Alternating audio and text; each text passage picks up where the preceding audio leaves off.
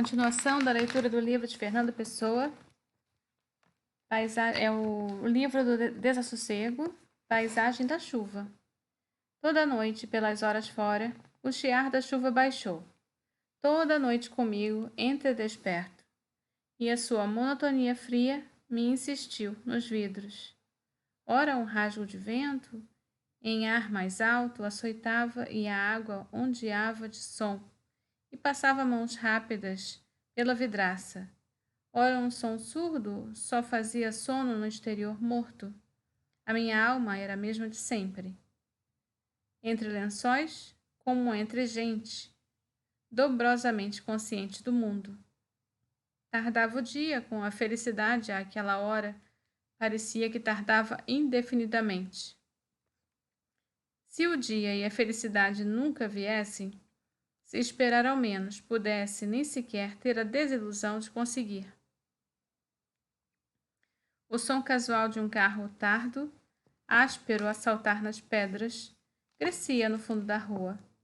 Entrealejava por baixo da vitraça, apagava-se por um fundo da rua para o fundo do vago sono que eu não conseguia de todo.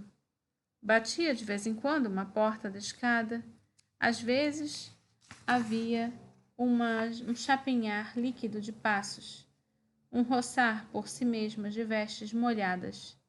Uma ou outra vez, quando os passos eram mais, soava alto e atacava. Depois o silêncio volvia com os passos que se apagavam, e a chuva continuava inumeravelmente. Não pareces escuramente visíveis de meu quarto, que nas paredes, e se eu abria os olhos do sono falso, boiavam fragmentos de sonhos por fazer. Vagos luzes, riscos pretos, coisas de nada que trepavam e desciam. Os móveis maiores do que de dia manchavam vagamente o absurdo da treva. A porta era indicada para qualquer coisa, nem mais branca nem mais preta do que a noite. Mais diferente. Quanto à janela, eu só a ouvia.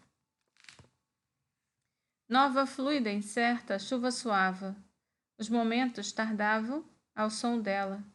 A solidão da minha alma alargava-se, alastrava-se. Invadia o que eu sentia, o que eu queria, o que eu ia a sonhar. Os objetos vagos, participantes da sombra, na minha insônia, passavam a ter lugar e a dor na minha desolação. Sonho triangular. A luz tornara-se de um amarelo exageradamente lento, de um amarelo sujo de lividez.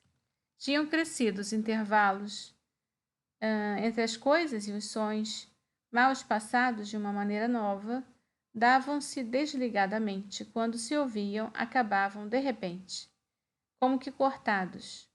O calor que parecia ter aumentado parecia estar, ele, calor frio. Pela leve frincha das portas encostadas na janela, via-se a atitude de exagerada expectativa de uma única árvore visível. O seu verde era outro. O silêncio entrara-se com a cor, na atmosfera tinham-se fechado pétalas. E na própria composição do espaço e uma inter-relação, diferente de qualquer coisa como planos, havia alterado e quebrado o modo dos sons. Das luzes e das cores usavam a extensão. À parte aqueles sonhos vulgares, que são as vergonhas correntes das alforjas da alma, alforjas e detritos, ou ainda um lugar onde se despeja lixo, um lugar mal frequentado, que ninguém ousará confessar, e oprimem as vigílias como fantasmas sujos, viscosidades e borbulhas sedentas de sensibilidade reprimida, o que de ridículo, o que de apavorador e indizível a alma pode, ainda que com esforço, reconhecer nos seus recantos. A alma humana é um manicômio de caricaturas. Se uma alma pudesse revelar-se com verdade, nem houvesse um pudor mais profundo que todas as vergonhas conhecidas e definidas, seria, como dizem, na verdade, um poço, mas um poço sinistro, cheio de ecos vagos. habitado por vidas inóbeis, viscosidade sem vida, lesmas sem ser, ranho da subjetividade. Quem quisesse fazer um catálogo de monstros, não teria mais que fotografar em palavras aquelas coisas que a noite traz às almas sonolentas, que não conseguem dormir. Essas coisas têm toda a incoerência do sonho, sem a desculpa incógnita de estar dormindo. Pairam como morcegos sobre a passividade da alma, ou vampiros que sugam o sangue da submissão. São larvas do declive e do desperdício, sombras que enchem o vale, vestígios que ficam no destino. Umas vezes não são vermes, nauseantes à procura a própria alma que os afaga e cria, outras vezes são espectros e rondam sinistramente, coisa nenhuma. Outras vezes ainda emergem cobras dos recôncavos absurdos das emoções perdidas.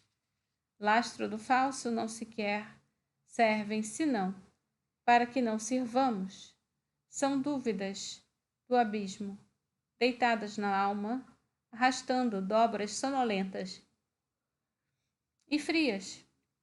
Duram fumos, passam rastros, e não há mais do que haverem sido na substância estéril de ter sido ou ter tido consciência deles.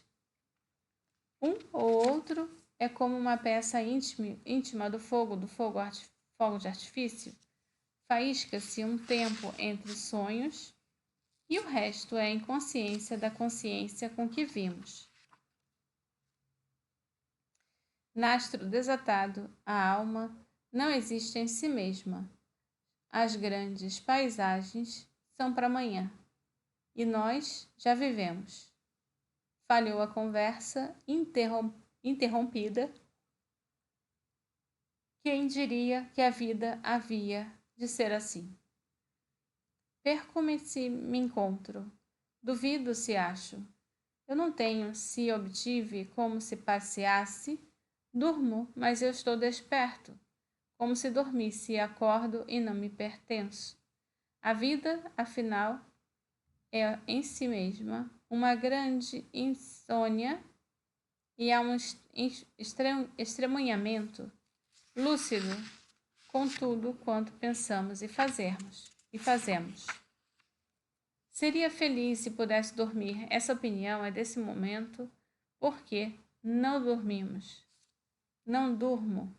A noite é um peso imenso por detrás do afogar-se, com o que cobertor, mudo do que sogro ou do que sonho, tem uma indigestão na alma. Sempre depois virá o dia, mas será tarde, como sempre, tudo dorme e é feliz, menos eu. Descanso um pouco sem que ouse que durma. E quando cabeças de monstros sem ser emergem confusas do fundo de quem sou, são dragões do oriente do abismo, com línguas encarnadas de fora da lógica, com olhos que fitam sem vida a minha vida morta, que não os fita. A tampa, por amor de Deus, a tampa concluam-se a inconsciência da vida, feliz pela janela fria, de portas desdobradas para trás, um fio triste de luz pálida que na janela fria, de portas desdobradas para trás, um fio triste da luz pálida começa a tirar a sombra do horizonte.